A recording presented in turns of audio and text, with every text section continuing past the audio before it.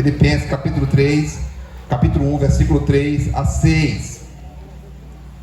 Diz assim: dou graças ao meu Deus por tudo que recordo de vós, fazendo sempre com alegria súplicas por todos vós em todas as minhas orações, pela vossa cooperação no Evangelho, desde o primeiro dia até agora. Estou plenamente certo de que aquele que começou a boa obra em vós há de completá-la até o dia de Cristo Jesus. Amém? Amém. Irmãos, podem sentar, ficar à vontade. Louvar a Deus pela vida de cada irmão que se faz presente, todos que louvaram a Deus, todos que não louvaram. A igreja, irmãos, ela é um corpo que a gente usa de acordo com o culto, a gente vai usando os irmãos. Tem irmão que a gente não consegue dar a oportunidade naquele dia, mas ele pode ficar tranquilo que no outro culto ele tem a oportunidade. Enquanto quanto maior a igreja, mais pessoas ficam, aí fica mais dificultoso do cantor cantar todo domingo, ou todo tempo, né? Então a gente consegue dividir, porque a palavra na igreja, ela é mais importante do que os louvores, né, irmã Maria? Então a palavra tem que dar prioridade à palavra. Então, por isso que às vezes, irmãos, nas igrejas grandes, eles criam grupos de vocais, para que todo mundo participe cantando nos grupos de vocais.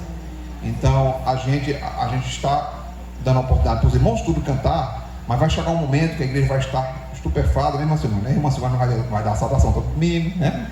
Aí então os irmãos têm que acostumar com isso. Quanto mais a igreja cresce, mais a gente vai moldando, né, as oportunidades.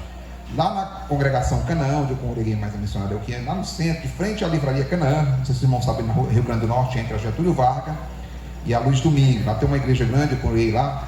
Os vocais lá eram por agenda, né?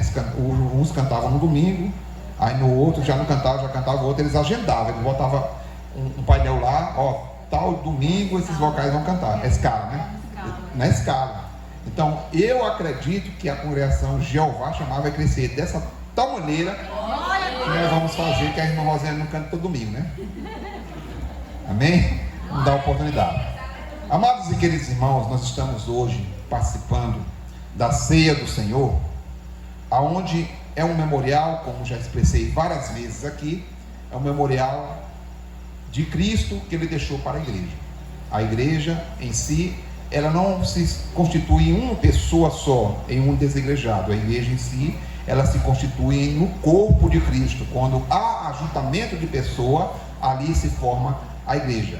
A igreja em si, ela não é referente ao templo, né? Porque nós somos o templo do Espírito Santo, mas a igreja em si, ela é composta por homens e mulheres, por pessoas, fazendo que seja ali um corpo. Cada um na igreja tem uma função de alguma coisa. Alguém sabe cantar, outro sabe pregar, outro só sabe tocar, outro só sabe dar glória a Deus, outro só sabe tirar a oferta. Então todo mundo tem uma função na igreja, e todos que têm a sua função, ele tem que agradecer a Deus, tem que louvar a Deus, porque Deus deu para ele aquilo que ele tem, aquele dom, para que ele faça para o crescimento da obra de Deus. E quando nós lemos aqui a carta do apóstolo Paulo aos Filipenses, ele está ali se alegrando, porque se os irmãos não sabem, a carta do apóstolo Paulo aos Filipenses também é conhecida como a carta da alegria, porque várias vezes o apóstolo Paulo vai expressar a alegria que tem sobre este povo, sobre esta igreja. E aqui o apóstolo Paulo, ele vai expressar que ele sempre está orando pela igreja de Filipenses. Eu queria falar para os irmãos aqui da Jeová chamar, que os irmãos toda vez que for orar, orem um pelos outros. Orem. Pastor, eu só sei orar 5 minutos, eu consigo orar. Irmão, se você for orar, eu digo que você consegue orar em meia hora de joelho, doendo, mas você consegue. Você vai citar o nome de cada um aqui. Eu vou citar o nome da Leite, citar o nome da Pera, citar o nome da Raik, vai orando, citando todo mundo, um por um. Aí eu quero ver se você não dá meia hora, você orando, dá até mais. Orar para a causa. Então, às vezes o segredo é esse, orar individualmente por cada um, além de orar pela nossa família, para aqueles que ainda não aceitaram o caminho de Cristo. Eu quero falar para os irmãos que o apóstolo Paulo, ele era feliz, porque o apóstolo Paulo, na sua segunda prisão, ele escreve a carta aos Filipenses. E uma coisa que eu digo, irmão, quando você está preso no local que você não consegue sair, é onde você busca mais a Deus, é onde você ora mais. Porque tem gente que está preso nos presídios, aceitaram Jesus nos presídios, mas lá eles são mais livres do que quando eles estavam aqui fora, porque eles têm a paz de alma e de espírito. E nós vimos aqui que o apóstolo Paulo estava preso, mas ele escreveu, ele lembrou dos filipenses, eu vou orar, ele lembrou de Epafrodito, ele lembrou dos diáconos, lembrou de todo mundo, e ele começou a orar por cada um, alegre, porque ele tinha amizade com cada um desse povo. E nós vemos aqui, irmãos, que o apóstolo Paulo, ele escreve no Novo Testamento 13 cartas endereçadas à igreja, cartas endereçadas a pessoas, cartas que eram escritas sempre em um propósito de consertar alguma coisa que estava bagunçada. Então o pastor da igreja, o líder da igreja, o líder do povo, ele tem todo tempo que colocar ordem na casa. Uma casa sem ordem se torna uma bagunça. Uma casa sem ordem se torna uma coisa assim que ninguém sabe o que está acontecendo, né, presbítero Adailton? Então nós vemos aqui, irmãos, que o apóstolo Paulo, ele vai falar, vamos voltar para o texto, deixa sua Bíblia aberta, ele vai dizer: dou graças a meu Deus por tudo que recordo de vós. Ele tinha uma lembrança desse povo de coisas boas. É bom a gente ter lembrança de alguém de coisas boas, porque quando a pessoa faz algo bom para a gente vai lembrar e ser grato o resto da nossa vida.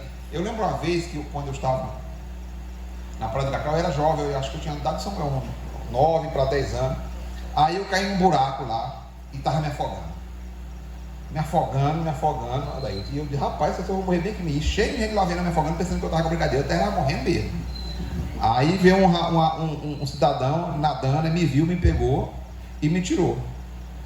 E eu sou grato a ele. E eu nunca mais vi esse cidadão. Eu conhecia ele, jogava bola no campinho lá perto de casa, eu conhecia ele adolescente, mas depois ele sumiu. Mas eu sou grato a essa pessoa, porque se ele não tivesse me tirado, talvez não era mais nem pastor hoje, né? Estava na glória, né? Então eu sou grato. Então toda vez que o apóstolo Paulo escreve, ele vai expressar alguma coisa para o povo ou para a pessoa que ele escreve. Então ele diz: eu sou grato por vós, me lembro de vocês por coisas boas.